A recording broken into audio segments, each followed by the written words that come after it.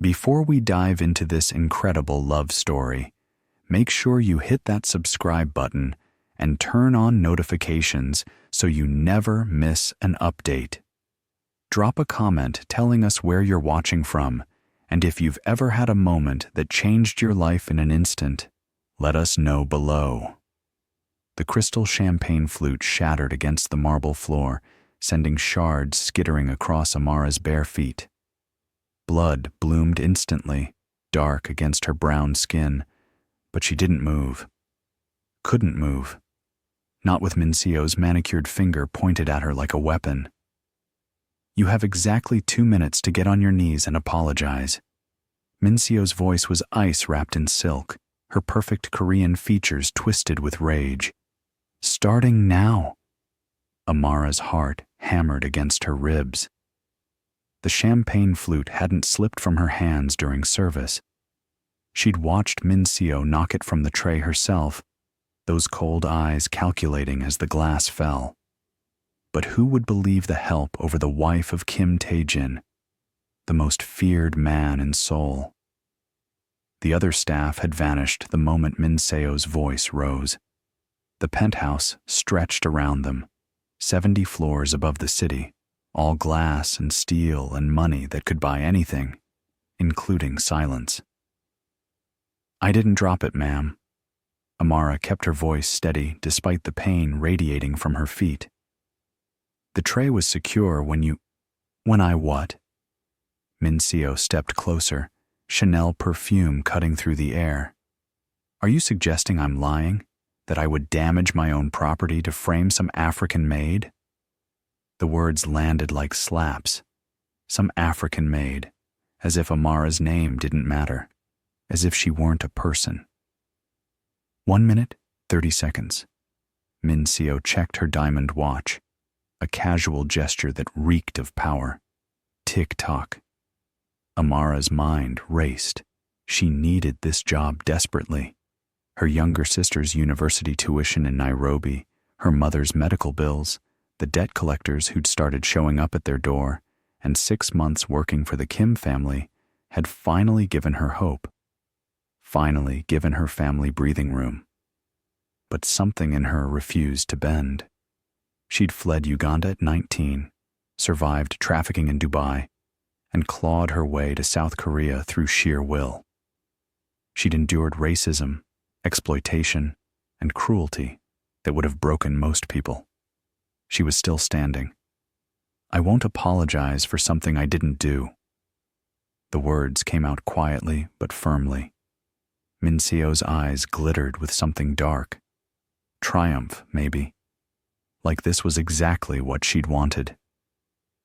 "Then I'll make sure my husband knows how insubordinate you are, how you broke expensive glassware and refused to take responsibility." She smiled, and it was the cruelest thing Amara had ever seen.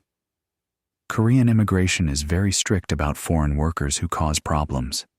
I wonder how quickly they could revoke your visa. The threat hung in the air. Amara would be deported. Her family would lose everything. Years of sacrifice would mean nothing. 45 seconds. Amara's jaw clenched.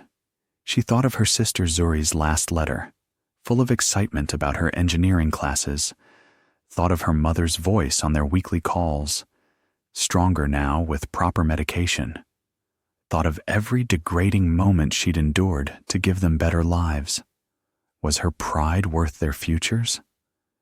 Minseo's smile widened as she watched the internal struggle play across Amara's face. This was a game to her. Power over someone. Powerless. Entertainment. 30 seconds. On your knees, like the help you are. The words crystallized something in Amara. She'd spent her whole life making herself smaller for people who'd never see her as an equal. Bowing, scraping, surviving. But there was surviving. And there was living. "No," Amara said clearly. "What did you say?" "I said no. I won't apologize. I won't get on my knees." Her voice grew stronger. "You knocked that glass over yourself. We both know it. and I'm done pretending otherwise. Minseo's face flushed with rage. You forget your place. My place? Something inside Amara finally broke free. My place is as a human being with dignity, something you clearly know nothing about. How dare you speak to me that way? Do you know who I am? Who is my husband? I know exactly who your husband is, and I know he didn't build his empire by targeting people weaker than himself for sport. It was a guess, based on the few interactions Amara had witnessed. Kim Tae-jin was terrifying, yes, cold and dangerous, but he'd never been cruel to the staff, never petty or small. 15 seconds. Minseo's voice shook with fury. Apologize now or you're finished, not just in this house, in this country. I'll make sure you never work again. I'll have immigration investigate every aspect of your visa. The elevator chimed. Both women froze.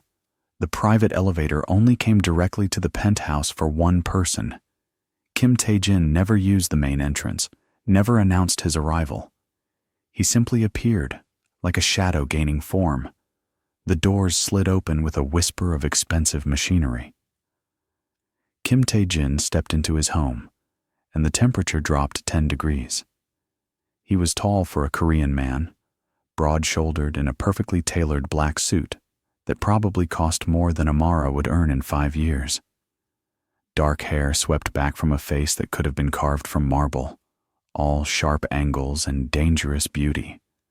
A thin scar traced from his temple to his jaw, the only imperfection in otherwise flawless features. But it was his eyes that made people look away. Black as midnight, cold as death, holding the kind of power that didn't need to announce itself. Those eyes swept the scene in seconds. The shattered glass, the blood on Amara's feet, his wife's flushed face. The tension crackled through the air like electricity. What's going on here? His voice was quiet, almost gentle. Amara had learned that was when he was most dangerous. Minseo's expression shifted instantly, anger melting into delicate distress. Tae-jin, thank God you're home. This maid was extremely careless and broke one of the baccarat champagne flutes. When I asked her to apologize, she became aggressive and insubordinate. Amara's stomach dropped. The lie was smooth, practiced, believable. Tae-jin's gaze moved to Amara.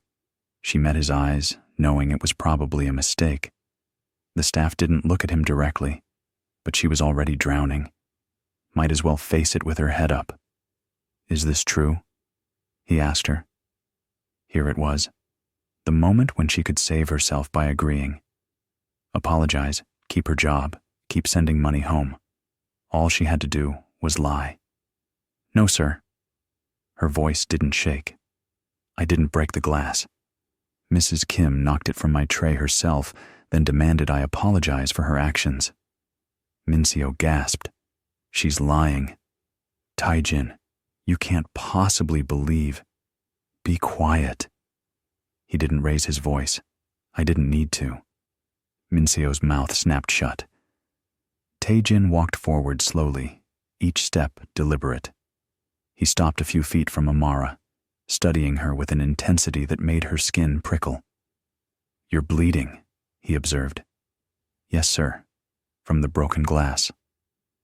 And yet you're still standing here, not seeking medical attention. Why? Your wife gave me 2 minutes to apologize. The time wasn't up yet. Something flickered in those dark eyes. You were going to wait until your deadline expired before attending to your injuries? I was going to wait until I made my choice, sir. Which was? Amara lifted her chin. Not to apologize for something I didn't do. The silence stretched. Minseo was vibrating with fury.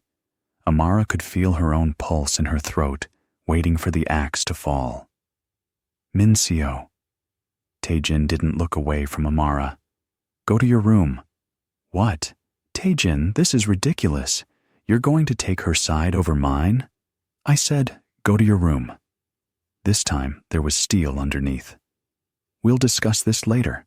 I won't be dismissed like a child. He turned then, and whatever Min-seo saw in his face made her stumble backward. Without another word, she fled toward the master suite, heels clicking angrily against marble. Amara and Tae-jin stood in the wreckage. She was acutely aware of how close he was, the way he seemed to take up all the air in the room, of how her blood was now pooling on his expensive floor. Sit, he commanded, gesturing to a nearby chair. Sir, I'll get blood on. Sit. She sat. He disappeared into another room, returning with a first aid kit. Then Kim Tae-jin, the Korean Mafia King who'd built an empire on fear and power, knelt in front of his maid and began carefully removing glass shards from her feet. Amara's breath caught. Sir, you don't have to. Hold still. His hands were surprisingly gentle, each touch precise and careful. This one's deep. You might need stitches. I'm fine. You're not. He looked up at her briefly. But you're stubborn. I noticed that when we hired you. I can't afford to be stubborn, sir. Clearly. He returned to her feet, cleaning the wounds with practiced efficiency. Tell me what really happened. Start from the beginning. So Amara did. The whole story, watching his face for reactions. He gave none, just continued his careful work. But she sensed he was listening to every word.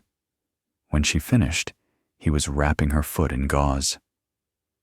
My wife has always been particular about her position, but she's never done something like this before. With respect, sir, maybe she has. Just with people who couldn't risk speaking up.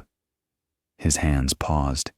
Then he continued rapping, his jaw tight. You're probably right. He secured the bandage and moved to her other foot. Why didn't you just apologize? You knew refusing would likely cost you everything. Because some things cost more than everything, sir. Like what? Like who you are when you look in the mirror. Tae-jin's eyes met hers, and for a moment, something passed between them. Understanding, maybe. Recognition. You remind me of someone, he said quietly. Who? Myself. Before I learned to compromise. He finished with her second foot and stood, offering his hand. She took it, letting him help her up. You're from Uganda, originally? Yes, sir. Kampala. And you've been in Korea for 3 years. Started with factory work, then cleaning services, worked your way up to private household staff. He said it like he was reading from a file, because he probably was. You send 80% of your salary home to your family. Your sister is studying engineering. Your mother has a heart condition. Amara's chest tightened. You investigated me. I investigate everyone who works in my home. I know your visa status. I know about the trafficking ring that brought you to Dubai when you were 19. I know you escaped and made your way here through Cyprus and Thailand. His expression was unreadable. I know you're one of the most resilient people I've ever encountered, which is saying something in my line of work. I don't understand. If you know all that, why did you hire me? Because resilience is valuable, loyalty is valuable, and people who've survived hell tend to be very good at keeping their mouths shut about things they see and hear. He moved to his bar, poured 2 glasses of whiskey, handed her one. Drink, you're in shock. She was. Her hands trembled as she took the glass. Sir, about the glass. I can pay for it. Don't insult me. He took a sip of his own drink. The glass costs nothing. The principle costs everything. I don't understand. My wife was testing you, testing your loyalty, your weakness, seeing if she could break you. His voice was cold now. What she doesn't understand is that I built everything I have by recognizing strength when I see it. And you, Amara from Kampala, are stronger than she'll ever be. The words settled into her bones. No one had ever called her strong. Survivor, maybe. Lucky. Stubborn. But never strong.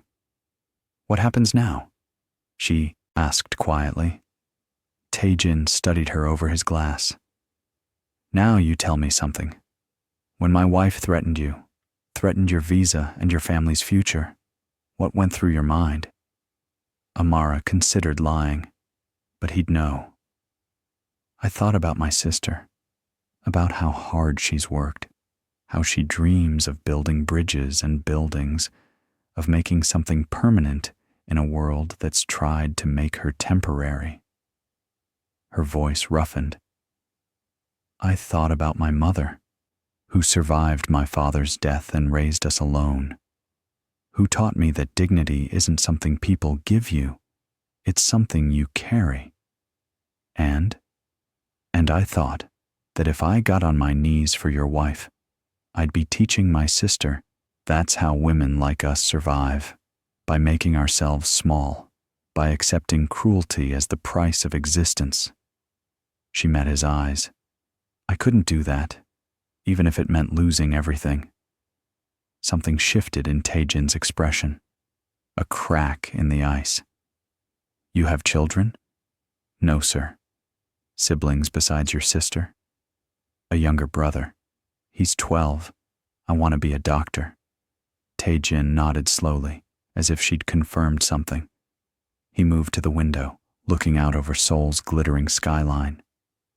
I was 8 when my father was killed. Wrong place, wrong time, caught in someone else's war. My mother worked 3 jobs to keep us fed. My sister, he stopped. My sister died when she was 16, because we were poor and powerless, and the world eats people like that. Amara's breath caught. She'd never heard him speak about anything personal. The staff whispered about his past, but no one knew the details. I built everything I have on one principle, he continued, still staring out at the city. Power isn't optional. It's survival. When you have power, people can't destroy you or the people you love. He turned back to her. But power without honor is just cruelty. My wife seems to have forgotten that distinction. What will you do? About Min Seo? Handle it. His tone said the subject was closed. About you? That depends. On what? On whether you can keep what you saw and heard tonight to yourself. On whether you're as loyal as I think you are. This was a test, too, Amara realized. Different from Min Seo's, but a test nonetheless. I'm loyal to people who treat me with basic human respect, sir. You've shown me more kindness in 20 minutes than most people have in 3 years. I won't betray that. Good. He pulled out his phone and typed something quickly. I'm moving you to a different position, head of household staff. It comes with a salary increase in private quarters. You'll report directly to me, not my wife. Amara's head spun. Sir, I don't understand. Your wife will be furious. My wife forfeited her right to input when she decided to abuse her position. His voice was flat. And she's about to learn a valuable lesson about consequences.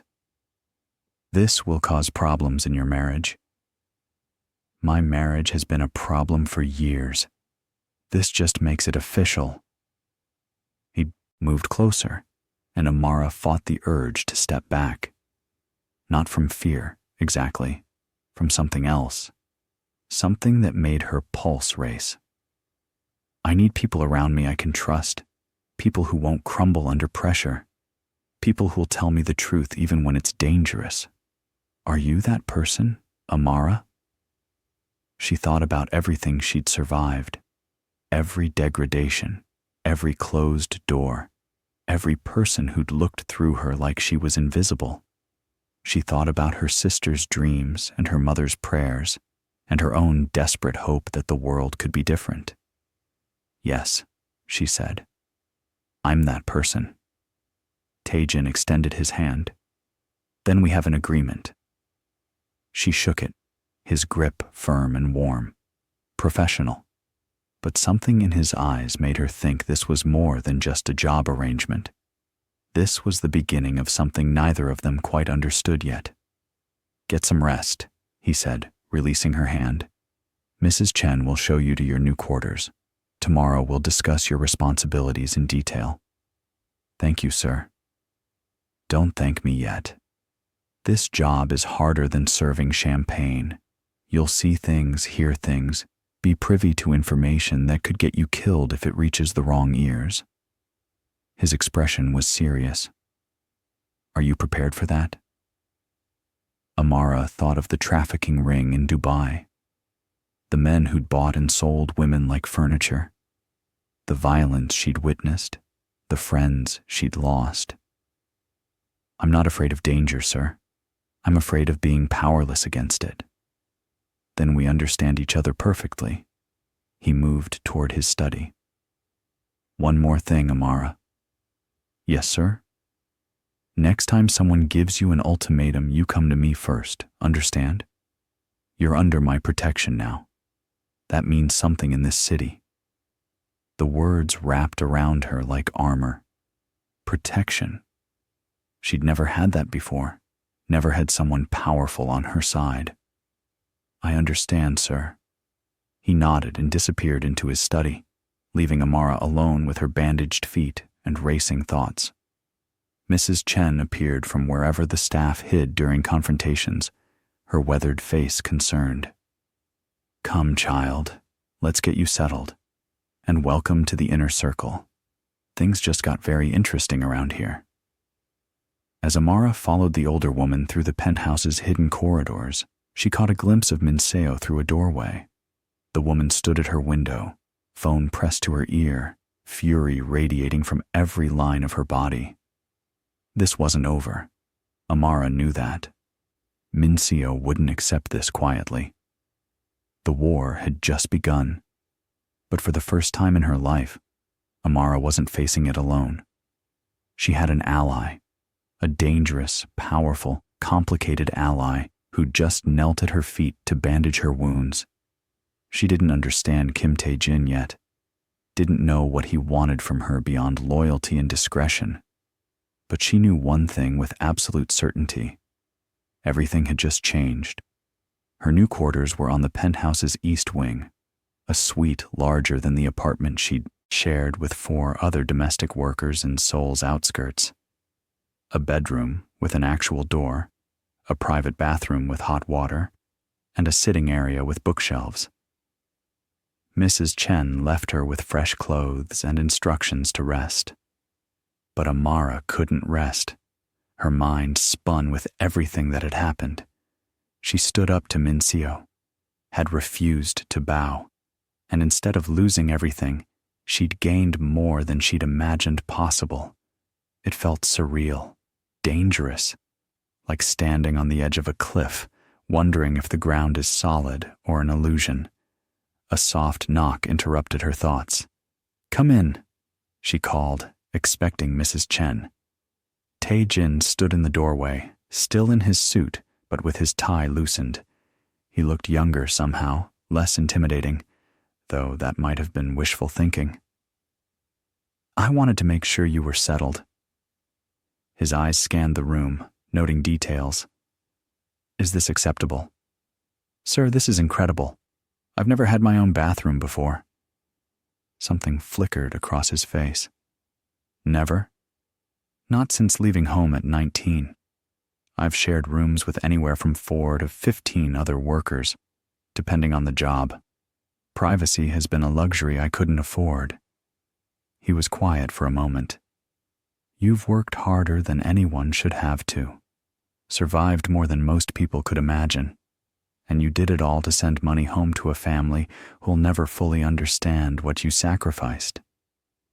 The observation was so accurate it hurt. "How do you know that?" because I did the same thing. Before my sister died, everything I earned went to her education, her future. I worked for people who treated me like garbage because it meant they could have better. His jaw tightened. After she died, I promised myself I'd never be powerless again. Never let anyone I care about be vulnerable. Is that why you do what you do? You mean run a criminal empire? He almost smiled. Partially. Also because I'm very good at it, and it pays extremely well. Most people wouldn't admit that so casually. Most people aren't standing in their maid's bedroom at midnight. He leaned against the doorframe. You should know something, Amara. The position I've offered you isn't just about managing staff. I need someone I can trust absolutely. Someone who can be my eyes and ears in places I can't be. Someone smart enough to understand what they see and discreet enough to keep it to themselves. You want me to spy for you. I want you to observe and report. There's a difference. Is there? In my world, yes. He moved into the room slowly, not threatening, but deliberate. I have enemies, Amara. Lots of them. Some outside my organization, some inside. People who smile to my face while planning my downfall. I need to know who I can trust. And you trust me? We barely know each other. I trust what I saw tonight. You could have lied, saved yourself, made your life easier. Instead, you told the truth, knowing it would probably destroy you. His dark eyes held hers. That's not common. In my world, it's nearly extinct. What about your wife? She'll make my life hell for this. Let me worry about Mincio. His voice hardened. She's my mistake to fix. Was it arranged? Your marriage? Taejin studied her, deciding how much to reveal. Yes and no. Our families had connections. Her father controls shipping routes I needed access to. Marrying her was strategic. He moved to her window, looking out over the city. I thought we had an understanding. Mutual benefit, mutual respect. Turns out I was wrong about the respect part. Do you love her? The question escaped before Amara could stop it. Too personal, too bold. But Taejin didn't seem offended. No, I never have. And she doesn't love me. We're business partners playing at being a couple. Or we were, until tonight. What changed tonight? He turned back to her, and the intensity in his gaze made her breath catch. I was reminded that there are things more important than strategy, more important than power, things like dignity, honor, the courage to stand up even when the world's trying to crush you. Those sound like things you already knew. Knowing something intellectually and being reminded of it viscerally are different experiences. He took a step closer. You reminded me of who I used to be, before I became this. He gestured at himself, at the expensive suit, the empire built on fear. And who was that? Someone who believed the world could be better. Someone who fought for people weaker than himself instead of just accumulating power. His expression was raw. Someone my sister would have been proud of. The vulnerability in his voice cracked something open in Amara's chest. This was the real Kim Tae-jin, under all the layers of ice and danger. A man who'd lost everything and built an empire to fill the void, only to realize empires can't replace people you love.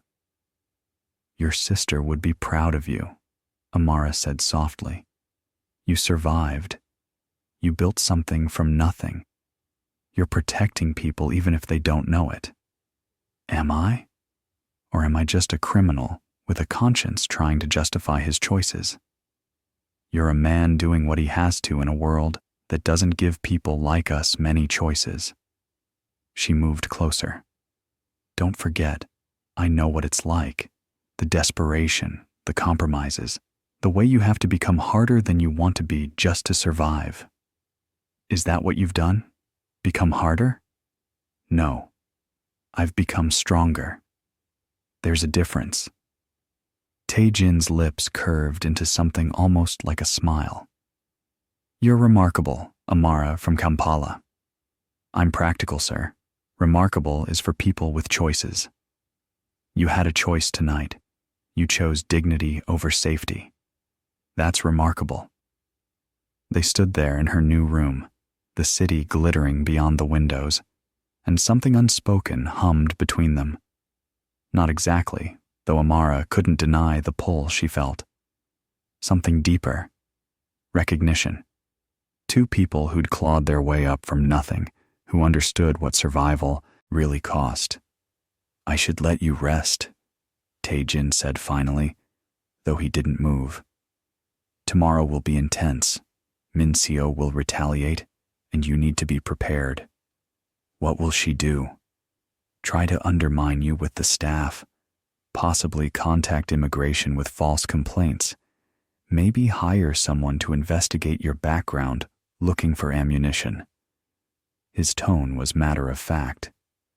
But she won't find anything I don't already know, and she won't succeed in turning me against you. You seem very certain of that. I am. Because I've already decided you're more valuable to me than she is. And I protect what's valuable. He moved toward the door, then paused. Get some sleep, Amara. Starting tomorrow, your life gets significantly more complicated. After he left, Amara sat on her new bed, mind racing. She'd escaped one kind of danger only to walk straight into another. Kim Tae-jin was the Korean Mafia King. Being close to him meant being close to violence, crime, and constant threats. His enemies would become her enemies. His world would swallow her whole. But she'd been swallowed before and survived. And maybe, just maybe, being inside his world was safer than being disposable outside it. Her phone buzzed. A message from her sister, sent hours ago because of the time difference. Amara, I got the highest marks in my engineering class. The professor says I have real talent. I might be able to graduate early and get a job at one of the big construction firms. Thank you for making this possible. I love you. Amara's eyes burned. This was why. This right here. Her sister's joy, her mother's health, her brother's dreams. Worth every humiliation, every compromise, every moment of fear. And now maybe she had the power to give them even more. To truly protect them instead of just scraping by. She typed back quickly. So proud of you, Zuri. You're going to change the world. Love you. Then she lay back on her bed, staring at the ceiling of her new room, and let herself imagine a future that didn't involve constant terror, where her family was safe, where she didn't have to bow to people who treated her like dirt, where maybe, just maybe, she could be more than a survivor. She could be someone who thrived. Somewhere in the penthouse, Min-seo was planning revenge. Somewhere in the city, Tae-jin's enemies were circling. Somewhere in the shadows, dangers Amara couldn't even imagine were gathering. But tonight, at this moment, she was safe, protected, valued. Tomorrow could bring whatever it wanted. Tonight, she'll rest. And when the next battle came, she'd face it the same way she'd faced everything else, by refusing to break. The next morning arrived with deceptive calm. Amara woke in her new bed, momentarily disoriented by the softness, the space, the privacy. Then yesterday's events came flooding back. She'd challenged Min-seo, had been protected by Kim Tae-jin, had somehow gone from lowest-ranking maid to head of household staff in a single evening. It felt like a dream, or a trap. Mrs. Chen knocked precisely at 7, entering with coffee and a knowing smile. How'd you sleep, child? Surprisingly well, considering. Amara accepted the coffee gratefully. Is this really happening, or will I wake up back in the servants' quarters? Oh, it's happening, and the whole house is buzzing about it.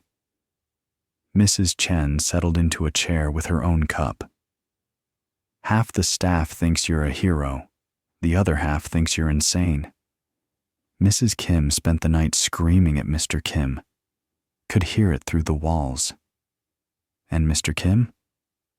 Left before dawn, didn't say where, but he sent word that you're to familiarize yourself with the household today. He'll brief you on additional duties tonight. Additional duties, the spy work he'd mentioned, observing and reporting. Amara's stomach fluttered with nerves and something else. Excitement, maybe. For the first time in years, she had a role that mattered. A purpose beyond serving food and cleaning floors. What about Mrs. Kim? Mrs. Chen's expression darkened. She's locked herself in her quarters, told her personal staff she's not to be disturbed, but she's making calls, lots of them. Planning her revenge. Undoubtedly. The older woman studied Amara carefully. You need to understand something, child. Mrs. Kim has powerful family connections. Her father controls half the shipping in Busan. Her brother sits on the city council. She's not someone who accepts defeat gracefully. I'm starting to realize that. Mr. Kim can protect you from direct action, but she'll find subtle ways to make your life difficult.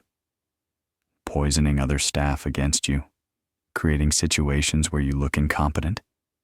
She's very good at the long game. Amara thought about the women who'd tried to break her before. The traffickers, the abusive employers, the petty tyrants with power over vulnerable people. Min-seo was more refined, but the impulse was the same. Control through cruelty. Let her try, Amara said quietly. I didn't survive everything else just to crumble for her. Mrs. Chen smiled, real warmth in her eyes. I like you. Most people in your position would be terrified. You just look determined. Fear is a luxury I can't afford. Smart. Mrs. Chen stood. Come on, I'll show you what your new role actually entails. It's more complicated than you might think. The tour took 3 hours. The penthouse was massive, sprawling across the entire 17th floor with extensions. Mrs. Chen showed her the staff schedules, the inventory systems, and the security protocols. Explained which rooms were off limits even to cleaning staff, which guests required special handling, and how to manage the small army of people who kept the Kim household running. By noon, Amara's head was spinning with information, but she absorbed it all, asked questions, and made mental notes. She'd learned early that the key to survival was paying attention, knowing more than people expected you to know. They were in the kitchen reviewing the evening's menu when the elevator chimed. Everyone froze. Min-seo emerged wearing what could only be described as armor, a white designer suit that probably cost more than Amara would earn in a year. Hair and makeup absolutely perfect, diamond jewelry glittering at her throat and wrists.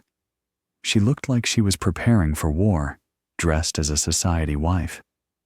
Her eyes scanned the kitchen, landing on Amara with laser focus. So, the help thinks she runs things now. Min-seo's voice was sweet with poison underneath. How charming. The other staff scattered instantly. Even Mrs. Chen found a reason to disappear, though Amara saw her hovering in the adjacent room. Protective but smart enough not to make herself a target, Amara stood her ground. Mrs. Kim, is there something you need? Oh, I don't need anything from you. Min-seo circled slowly, a predator assessing prey. I just wanted to see the woman who's apparently replaced me as the lady of this house. I haven't replaced anyone. I'm just a staff, same as before. Liar. The word was sharp. You think I don't know what you're doing, manipulating my husband, playing the victim, worming your way into his confidence. Amara kept her voice level. With respect, Mrs. Kim, I did nothing but tell the truth. Your husband made his own decisions. The truth. Min-seo laughed, harsh and cold. You mean the lies you told to make me look bad? I mean the accurate account of what happened, which we both know is exactly what I said it was. Min-seo's face flushed. For a moment, Amara thought she might actually strike her. Instead, she leaned in close, voice dropping to a hiss. You think you've won something. You think being under his protection makes you safe, but you're just a novelty, a temporary distraction. Eventually, he'll get bored, and when he does, I'll still be here, his wife, and you'll be back in whatever slum you crawled out of. The words were designed to wound, to remind Amara of her place, her foreignness, her fundamental disposability. But Amara had heard worse, from people with more power and less to lose. Maybe, she said quietly, or maybe your husband is tired of living with someone who mistakes cruelty for strength, who uses power to hurt people instead of protect them. Min-seo's eyes widened with genuine shock. No one talked to her this way, ever. You little... Is there a problem here? Tae-jin's voice cut through the tension like a blade. Both women spun. He stood in the kitchen doorway, suit jacket draped over one arm, looking between them with an expression that gave nothing away. Min-seo's face transformed instantly, the fury smoothing into concern, voice modulating into sweetness. Tae-jin, I was just trying to discuss household matters with your new employee, but she seems to have forgotten basic respect. Really?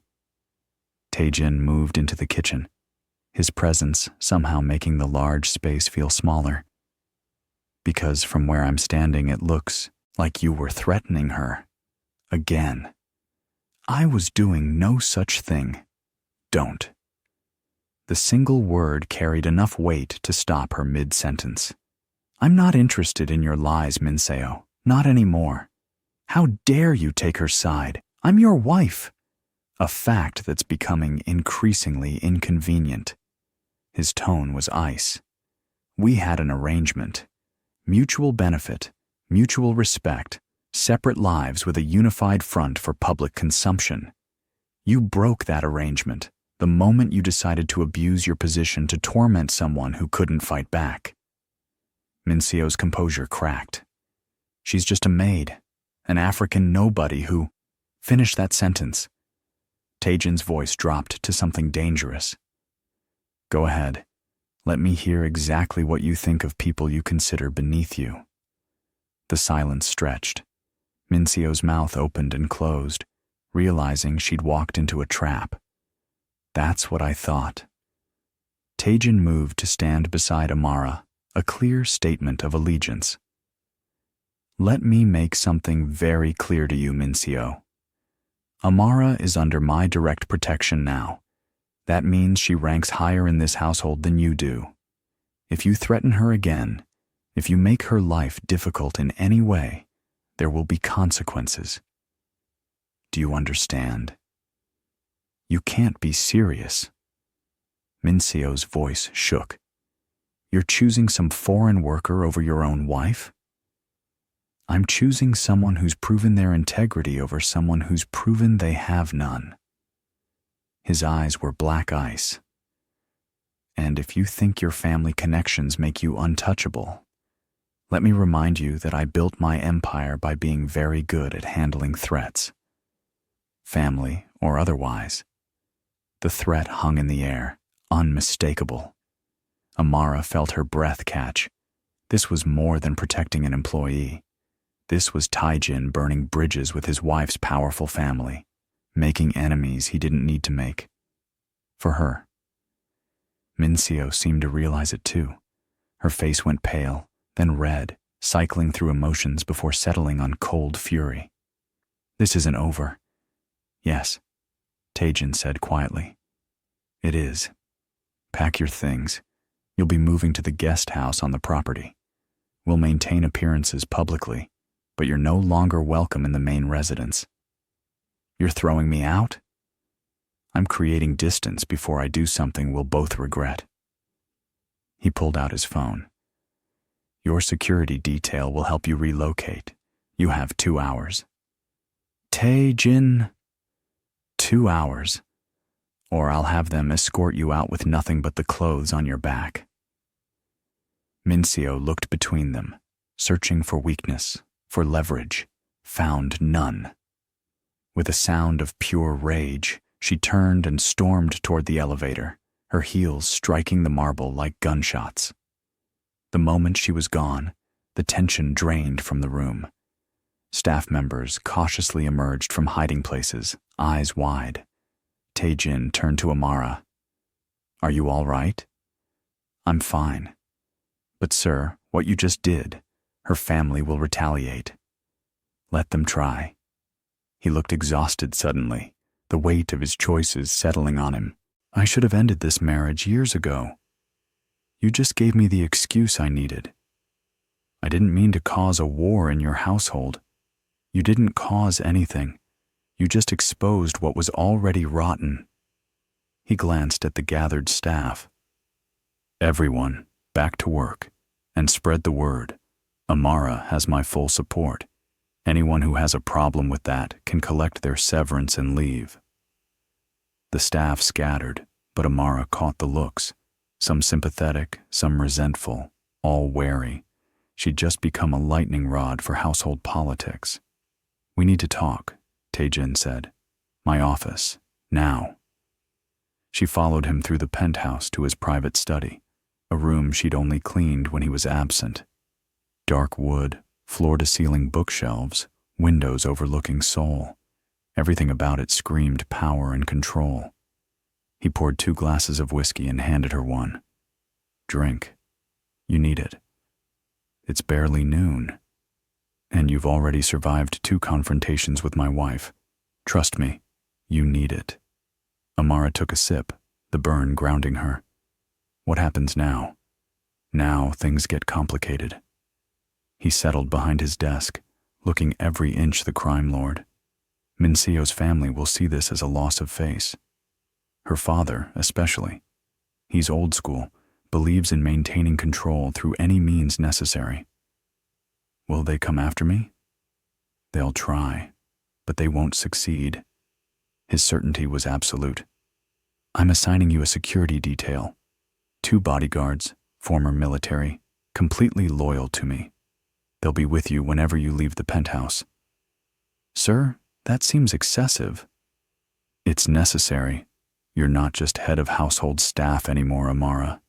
You're a symbol of my willingness to protect people regardless of their status, of my rejection of old hierarchies.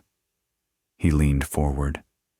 That makes you valuable to me, and a target for my enemies. The reality settled over her like a weight. She'd wanted to escape powerlessness, but she hadn't fully considered what power's opposite looked like. Being valued meant being valuable, worth protecting, worth targeting. I didn't ask for this, she said quietly. No one ever does. But here we are. His eyes held hers. I need to know you're still in, because if you're having second thoughts, now's the time. Once we move forward, there's no going back to being invisible. Amara thought about her sister's engineering dreams, her mother's health, her brother's future, about the life she'd had before yesterday, safe in its insignificance, drowning in its limitations. Then she thought about standing in front of Minseo, refusing to apologize, the way it had felt to choose dignity over safety, to be seen and valued by someone with real power. I'm in, she said. Whatever comes, I'm in. Something flickered in Taejin's expression. Relief, maybe. Good, because I'm about to tell you things that could get you killed if they reach the wrong ears, and I need to know you can handle it. He spent the next hour explaining his empire, not the public face, The tech companies, the shipping interests, the legitimate investments, the shadow side, the protection rackets, the controlled trade routes, the network of influence that stretched across Asia, the violence maintained order, the compromises required to keep power. Amara listened, not interrupting, processing each revelation. It should have horrified her, but she'd seen worse in Dubai, survived organizations that treated humans as merchandise. Taejin's empire was brutal, yes, but it had rules, structure, a strange kind of honor underneath the darkness. "Why are you telling me all this?" she asked when he finished. "Because I need someone who knows the full truth, someone who can move through my world understanding what they're seeing." He stood, moving to the window. "Most of my people know pieces, but pieces can be manipulated, misunderstood. You need the whole picture." "And if I betray you?" "You won't." He said it with absolute certainty. "Because betraying me means losing everything I can give your family. And because despite everything you've survived, you still believe in loyalty, in keeping your word." He was right. Amara had built her life on the few constants she could control: her words, her loyalty to family, her refusal to become the kind of person who caused harm just because she could. "What do you need me to do?" she asked. "Observe, listen. Pay attention to patterns in the household, unusual visitors, and conversations that seem off. Some of my enemies will try to place people inside this house. Having someone I trust watching will help identify threats. You want me to identify spies? Among other things." He turned back to her. "But mostly, I need someone who'll tell me the truth. About threats, yes, but also about myself, when I'm making mistakes, when I'm becoming the kind of person I swore I'd never be." The request was unexpectedly vulnerable. "Why me?" "Because you already proved you'll speak truth to power even when it costs you everything. That's invaluable." He moved closer. "I'm surrounded by people who tell me what they think I want to hear, who fear me too much to be honest. You don't fear me. Or at least, your integrity matters more than your fear." "I do fear you," Amara admitted. "But you're right. Some things matter more than fear." "Like what?" "Like becoming someone my sister can look up to, someone my mother would be proud of." She met his gaze. "Like being the kind of person who survives without losing themselves in the process." Taejin was quiet for a long moment. "My sister used to say something similar, that surviving wasn't enough. You had to survive as yourself, not as whatever the world tried to make you." She sounds wise. She was, until the world killed her for it. The pain in his voice was raw. She was caught in crossfire between rival gangs, wrong place, wrong time, 16 years old and full of dreams about becoming a teacher, helping kids from neighborhoods like ours. "I'm sorry. Everyone's sorry. Sorry doesn't bring her back." He shook his head. "But it's why I do what I do. Why I'm so ruthless about maintaining control. Because chaos kills innocence. Structure, even brutal structure, at least provides some protection." Amara understood. She'd seen enough chaos, enough places where no one had power, and everyone was prey. Taejin's empire might be dark, but it had order, rules, a hierarchy that provided stability. "What was her name?" Amara asked softly. "Hana. It means flower." His smile was sad. "Our mother chose it because she wanted her to have a beautiful life, wanted her to bloom despite growing in concrete. She'd be proud of you, for surviving, for building something." "Would she? Or would she be horrified by the things I've done to get here?" He looked genuinely uncertain. "Sometimes I can't tell if I'm honoring her memory or destroying it." "Maybe both," Amara said honestly. Maybe that's what survival looks like. Being the best version of yourself that circumstances allow, knowing it's not the version you'd choose in a better world. Tae-jin studied her with those intense dark eyes. You're very wise for someone so young. I'm 28, and wisdom is just pattern recognition from pain. He laughed, surprising them both. That's the most cynical and accurate definition I've ever heard. A knock interrupted them. One of Tae-jin's men entered, expression grim. Boss, we have a situation. Min-seo's father is downstairs demanding to see you. He brought muscle. Tae-jin's demeanor shifted instantly, back to the cold crime lord. How many? 6 men, armed. Alert our security. Full defensive positions, but no visible weapons yet. I don't want to escalate if we can avoid it. He looked at Amara. Stay here. Don't leave this room until someone I trust comes to get you. What's going to happen? A negotiation, possibly a fight.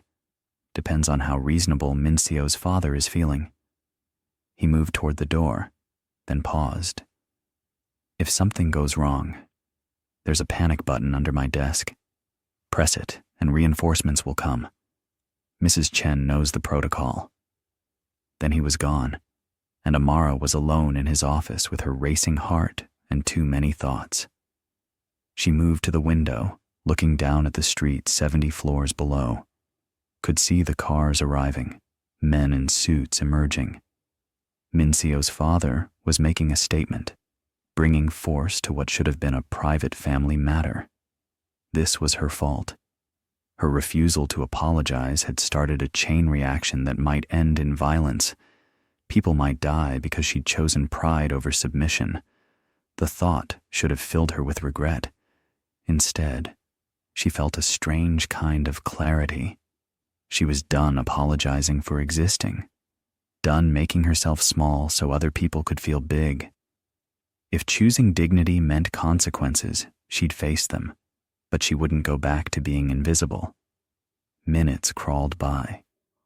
Amara strained to hear something, anything from below, but low. Tae-jin's office was soundproofed, leaving her in eerie silence. Her phone buzzed. A text from Mrs. Chen. Stay put. It's getting tense down there. Another message arrived seconds later, this one from a number she didn't recognize. You've caused enough trouble, African whore. Leave Korea while you still can. This is your only warning. Amara's hands tightened on the phone. So it was starting. The threats, the attempts to frighten her into running. She deleted the message and set the phone aside. More time passed. An hour. 2. The sun shifted across the windows, casting long shadows through the office. Finally, the door opened. Tae-jin entered looking exhausted but unharmed. Blood speckled his white shirt cuff. Are you hurt? Amara was on her feet instantly. Not my blood. He moved to the bar, poured 3 fingers of whiskey, and downed it. Min-seo's father decided negotiation wasn't his style. His men drew weapons first. My security responded appropriately. Appropriately meaning? 3 of his men are in the hospital. None of mine are. His tone was flat. And Min-seo's father now understands that I'm serious about protecting you. That threatening you is threatening me. At what cost? You've made an enemy of a powerful family. I've made explicit what was already implicit. The Choi family and I have been on a collision course for years. This just accelerated the timeline. He poured another drink. They wanted to control me through Min-seo. I wanted access to my network, my resources. I've been refusing for months. This was bound to blow up eventually. But I was the catalyst. No, you were the excuse, the trigger. But the gun was loaded long before you arrived. He moved closer. Stop blaming yourself for other people's choices to be terrible. I'm not used to people fighting for me. Get used to it. His intensity pinned her in place. Because I'm going to keep doing it. whether you're comfortable with it or not. The air between them charged. Amara was acutely aware of how close he was, the way his eyes held hers, the strange intimacy of being valued by someone so dangerous. "Why?" she whispered. "Why does this matter so much to you?" Taejin was quiet for a long moment. "Because when my sister died, no one fought for her. Everyone was sorry, but no one actually did anything. No one made the people responsible pay. No one changed anything." His voice roughened. "I swore I'd never be that powerless again, that I'd never stand by while someone vulnerable got hurt.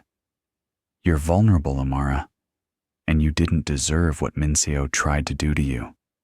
So I'm fighting for you, the way I wish someone had fought for Hana." The raw honesty stole Amara's breath. This wasn't about her, not really. It was about a 16-year-old girl who died in crossfire, about guilt and grief and a promise made too late to save the person who mattered most.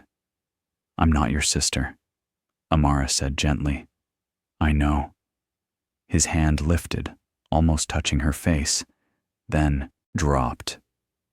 "But maybe fighting for you is how I honor her memory. By being the kind of person who protects people instead of just avenging them after they're gone. That's a lot of pressure to put on someone you barely know." "You're right.